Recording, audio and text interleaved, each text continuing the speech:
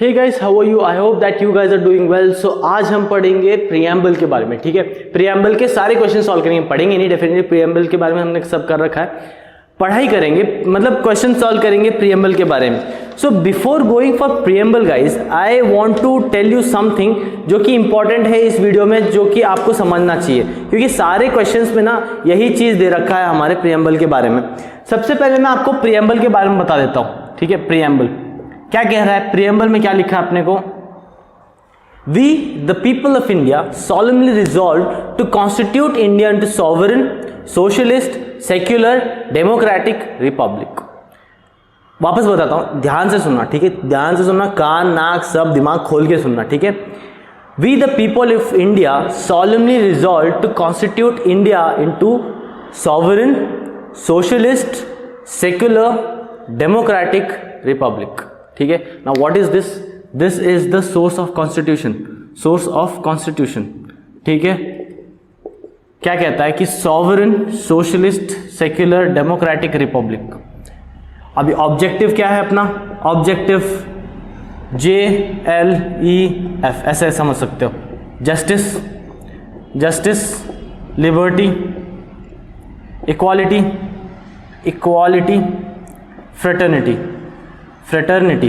ठीक है, ये चीज। और ये sovereign, sovereign, socialist, secular, democratic, democratic republic. ठीक है, ये चीज डेमोक्रेटिक। ठीक है, ये चीज अच्छे से याद रखना। और ये याद रखना कि ठीक है, ये चीज तो हो गया। और अपना अडॉप्शन कब था? एडॉप्शन ऑफ अपना कॉन्स्टिट्यूशन कब हुआ था? दैट इज 26 ऑफ नवंबर 1949 में। ठीक है, तो ये चीज लिखा हुआ है, मैं स्क्रीन पे दिखा रहा हूं आपको, देख लेना, पढ़ लेना, जो भी जैसा भी अच्छे से लिखा है। ठीक है, पॉज करके पढ़ लो ना। ये याद रखना कि ये अपना प्रीएम्बल जो है ये अपडेटेड प्रीएम्बल है। ठीक है, अपडेटेड मतलब आज के टाइम पे हम पढ़ेंगे। ठीक है, डेफिनेटली। नाउ 1946 में, नॉट 1946 में जब जवाहरलाल नेहरू ने अपना ऑब्जेक्टिव दिया था, तब अपने पास ये दोनों नहीं था। तब सिर्फ अपना सोर्स था सॉवरेन डेमोक्रेटिक रिपब्लिक। ठीक है, इस चीज को कब ऐड किया गया था? 42nd अमेंडमेंट, इसके तहत ऐड कर दिया गया था। ये 42nd amendment is very important. मैं आपको बताता हूं कि क्या कहता है 42nd अमेंडमेंट। कि 42nd अमेंडमेंट ये बताता है आपको कि 42nd amendment change the description of India from sovereign democratic Republic. Sovereign democratic Republic से चेंज किया था किसमें? Sovereign, socialist, secular, democratic Republic में चेंज किया था। ठीक है, ये चीज 42nd अमेंडमेंट आपको बताता है। And also change the words from unity of nation to unity and integrity of the nation. And integrity of the nation समझ में आपको? ये चीज बहुत इंपॉर्टेंट है, रिक्वेस्ट यू टू ध्यान से समझना। ठीक है, ये 42nd अमेंडमेंट एक्ट हो गया आपका। ठीक है, और तीसरी चीज मैं आपको बताना चाहता हूं कि केशवानंद भारती केस, केशवानंद भारती केस, ये एक्चुअली ना कॉन्स्टिट्यूशन में सबसे बड़ा केस माना जाता है। कोई भी अगर आप कॉलेज वगैरह में पढ़ोगे या फिर 11th-12th में पढ़ते हो आप, तो केशवानंद भारती केस को सबसे ज़्यादा इंपॉर्टेंस दिया जाता है, क्योंकि इस चीज़ के बलबूते पे ही, मतलब ये सबसे ज़्यादा इंपॉर्टेंट केस माना जाता है, सबसे लेंदी, मतलब सबसे लंबा भी माना जाता है। क्यों बताता हूँ, देखो ध्यान से समझना। ठीक है, मैं क्या क्या बोल रहा हूँ। केशवानंद भारती केस ये हुआ था कि जब हमारा इंडिपेंडेंस हुआ था, ठीक है, तब सेंटर तो थी, लेकिन सारी स्टेट्स जो है, स्टेट कब बने थे? प्रोविंसेस से स्टेट कब हुआ था हमारा? 1956 में। ठीक है, स्टेट सब क्या कर रहे थे कि अपने डेवलपमेंट के लिए सारी चीज कर रहे थे। ठीक है, तो रूल्स एंड लॉज वगैरह सब बना रहे थे। तब उस टाइम पे केरला गवर्नमेंट ने एक रूल लाया था, लैंड रिफॉर्म। लैंड रिफॉर्म के तहत क्या हो रहा था कि केरला गवर्नमेंट को अगर अपने आप को डेवलप करने के लिए कोई चीज चाहिए, मतलब लैंड वगैरह चाहिए, या फिर केरल गवर्नमेंट का कोई प्रोजेक्ट फंस रहा है, तो वो लैंड एक्वायर कर सकती है गवर्नमेंट। ठीक है, तो लैंड एक्वायर किया केरला गवर्नमेंट ने। इस चीज के अगेंस्ट जाते हुए केशवानंद भारती ने इन्होंने एक्चुअली सुप्रीम कोर्ट को डायरेक्ट अपील किया था। ठीक है, सुप्रीम कोर्ट को जारी करवाया था, रिट जारी करवाया था। ठीक है, कहते हुए कि फंडामेंटल राइट्स का वायलेट हो रहा है, बाकायदा हो रहा था उस टाइम तक, क्योंकि आर्टिकल 31A में आर्टिकल 31A में शायद से, ठीक है, आर्टिकल 31A में बताया गया है आपको कि right to property, that was a fundamental right back then, right to property, ठीक है, ये चीज उसका राइट वायलेट हो रहा था, ठीक है। तो उस टाइम पे सुप्रीम कोर्ट ने कंसिडर कर रही थी, ठीक है। इसके बीच में पार्लियामेंट बीच में उड़ के आ जाती है, पार्लियामेंट आ जाती है बीच में, आस्किंग कि हमारे पास सुप्रीम पावर है कुछ भी करने का, ठीक है। और यहां पर बात के 3 पार्टीज हो गई, केशव नंद भारती केस और फिर सुप्रीम कोर्ट और पार्लियामेंट ना। पार्लियामेंट का ये कहना था कि पार्लियामेंट को पावर मिलती है by amendment by the constitution, like जो आर्टिकल्स है आर्टिकल 368 अमेंड करने की मतलब मिलता है उनको पावर, तो वो कुछ भी अमेंड कर सकता है, इवन फंडामेंटल राइट को भी अमेंड कर सकता है, विच वॉज राइट। मैं समझता हूं कि सही था, क्योंकि पार्लियामेंट अगर कोई भी इंडिया को डेवलप करना चाहे तो उसको अमेंड करना पड़ेगा, ठीक है। तो अमेंड करने के लिए अमेंड करने का पावर उनके पास था, तो ये चीज सुप्रीम कोर्ट को बता रही थी। सुप्रीम कोर्ट ने रिव्यू किया अपना जजमेंट वगैरह सब, फिर 1975 में। और एक चीज, आपने रुस्तम मूवी देखी होगी डेफिनेटली, राइट। रुस्तम मूवी में आपने देखा लास्ट में जूरी बैठती है, मतलब ऑड नंबर्स की जूरी बैठती है। तब उस टाइम पे भी जूरी बैठी थी, कितनी 13 मेंबर्स की और मेंबर्स की जूरी बैठी थी, और केशवानंद भारती केस हार जाता है कितने वोट से, 7-6 वोट से। 7 वोट आता है केरल गवर्नमेंट को, 6 आता है केशवानंद भारती को, ठीक है। ये चीज तो हो गया। अभी सुप्रीम कोर्ट पे आते हैं हम, सुप्रीम कोर्ट और पार्लियामेंट में 1975 में सुप्रीम कोर्ट को लगा कि हाँ, parliament should have the power, supreme power की वो कुछ भी अमेंड कर सकता है ना। यहां पर आती है सुप्रीम कोर्ट की जजेस की दिमाग, ठीक है। उन्होंने क्या अच्छे से उन्होंने इस केस को हैंडल किया। उन्होंने क्या बताया, उन्होंने एक्चुअली एक इंट्रोड्यूस किया basic structure doctrine.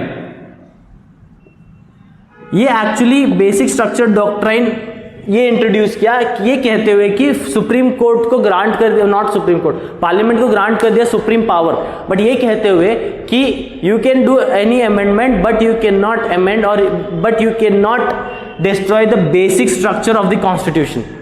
Basic structure जो मूल भाव होता है कॉन्स्टिट्यूशन का, आप उसको चेंज नहीं कर सकते, ठीक है। इसलिए कोई भी फंडामेंटल राइट है पहले सुप्रीम कोर्ट पे जाती है। Now parliament has the power to amend anything, obviously majority से, ठीक है। तो ये चीज डेफिनेटली यार मैंने आपको अच्छे से बताया है, लेकिन पूरी चीज नहीं बताई है, ठीक है। पूरी चीज बताऊंगा तो बहुत लंबी क्लास, अभी 7 मिनट हो गए हैं, 6-7 मिनट हो गए, मुझे क्वेश्चंस भी सॉल्व करने हैं, तो ये क्लास क्वेश्चंस की है। तो मैंने ये सिर्फ आपको बेसिक बताया, आपको डिटेल में पढ़ना है तो आप डेफिनेटली आप यूट्यूब में कहीं पर भी जाके पढ़ सकते हैं, ठीक है। So will get back to the question now. आपको ये 3 चीज समझ में आ गया होगा, प्रीएम्बल के बारे में समझ में आ गया होगा, फिर 42nd अमेंडमेंट समझ में आएगा और केशवानंद भारती के समझ में आएगा। इसी पे पूरे क्वेश्चन है प्रीएम्बल के, ठीक है। और इसी में से क्वेश्चन आएंगे आपको भी। देखो फर्स्ट क्वेश्चन क्या कह रहा है, first question, of the following words in the preamble of the constitution of India which was not inserted through the constitution 42nd amendment act. थोड़ी देर पहले बताया था मैंने कि क्या इंसर्ट नहीं किया था, सोशलिस्ट इंसर्ट किया था, सेक्युलर इंसर्ट किया था, इंटीग्रिटी भी इंसर्ट किया था, dignity is the right answer, dignity insert नहीं किया था। At the time of enactment of the constitution, which one of the following ideals was not included in the preamble? Liberty था, equality था, justice था, socialist include नहीं किया था at the time of the start हुआ था, ठीक है। Third question, which amendment act introduce change in the preamble of the constitution 42nd preamble, ठीक है, वो चीज है। और केशवानंद भारती केस में मैंने एक चीज बताया शायद से, आर्टिकल 30 से 300A में कर दिया है इसको, ठीक है। फोर्थ क्वेश्चन देखो, the preamble of our constitution reads India as sovereign, socialist, democratic, sorry मैं खुद गलत हो गया, sovereign, socialist, secular, democratic, republic. वापस बोलता हूं, sovereign, socialist, secular, democratic, republic, ठीक है। ये चीज राइट सीक्वेंस याद रखना है आपको। Which amendment of the Indian Constitution inserted the two words socialist and secular in the preamble? 42nd Amendment Act कितने बार बताऊंगा। For which one of the following judgment of Supreme Court of India, the Keshwanand Bharti versus State of India case is considered landmark? Option पढ़ना, the religion cannot be mobilized for political ends. Religious की तो बात ही नहीं थी। Abolishment untouchability from country, ये भी बात ही नहीं थी, ठीक है। और ऑप्शन देखो कौन सा है, एक्चुअली नेक्स्ट पेज में ना तो थोड़ा टाइम लगता है, आ जा भाई, हाँ ठीक है। सो थर्ड ऑप्शन क्या है, कि right to life and liberty can not be suspended under any circumstances, ये तो इमरजेंसी प्रोविजंस है, ठीक है। The basic structure of the constitution as defined in the preamble can not be changed, D option is the right option. Basic structure doctrine was introduced, ठीक है। हाँ, 7th question, in which amendment the word socialist, secular and unity and integrity of nation were added in the preamble of the constitution of India. 42nd amendment act को घुमा फिरा के पूछेंगे guys, अगर preamble में से कोई भी क्वेश्चन पूछा तो 42nd amendment act is very important, याद रखना, ठीक है। कंसिडर द फॉलोइंग वर्ड्स, ठीक है, socialist, democratic, sovereign, secular.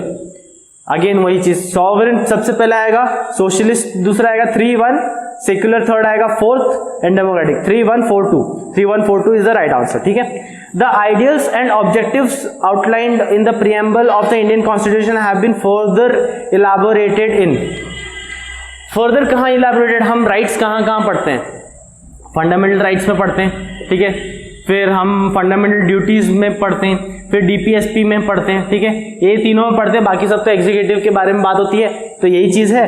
The chapters on directive principle of state policy, fundamental right and fundamental duties. Fundamental DPSP कहाँ से, आर्टिकल से 31 से 51 तक है, फंडामेंटल ड्यूटी 51A में है, फंडामेंटल राइट अपना कहाँ तक है, ये एक्चुअली 12 से 35 तक है या 32 तक, ठीक है, समझ में आया, तो ये चीज है। अब आर्टिकल्स की क्लास देख लेना, ठीक है। और अपना नेक्स्ट क्वेश्चन क्या है, which among the following is correct explanation of term secular. Secular का मीनिंग याद रखना कि सेक्युलर की मीनिंग बहुत है, हम लोग जैसे लिटरेचर नहीं है याद रखना।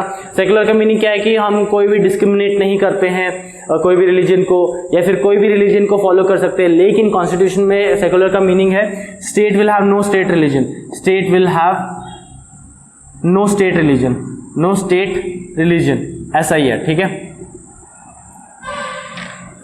कहां पर है, क्या बताया कि there will be no religion of the state in India, ठीक है। 4th option, which one of the following describes India a secular state. Preamble of the constitution, preamble में बताया गया कि सेक्युलर है। Which one of the following liberty is not embodied in the preamble of the constitution. Preamble of the constitution में liberty जो है, liberty में liberty of thought, expression, belief, ठीक है, और भी चीज है इसमें, ठीक है, लेकिन इकोनॉमिक लिबर्टी में ये याद रखना, इकोनॉमिक लिबर्टी नहीं है, तो 4th option is right. Which one of the following is correct. Social equality is not guaranteed in our constitution. Social equality is guaranteed in our constitution, definitely. Second option क्या है, first option गलत हो गया। Social equality already existed in our country, definitely not. Britishers लोगों ने जो मचा रखा था हमारे इंडिया में। थर्ड ऑप्शन क्या है, social equality is guaranteed in our constitution, definitely C option is right, ठीक है। तो नेक्स्ट क्वेश्चन क्या है, क्या कह रहा है कि the preamble of the constitution, the preamble of Indian constitution adopted on 26 November 1949 did not include it. Option में है socialist, secular, integrated, Republic. Republic उस टाइम पे नहीं इंक्लूड किया था, राइट। तो हमारा क्या था,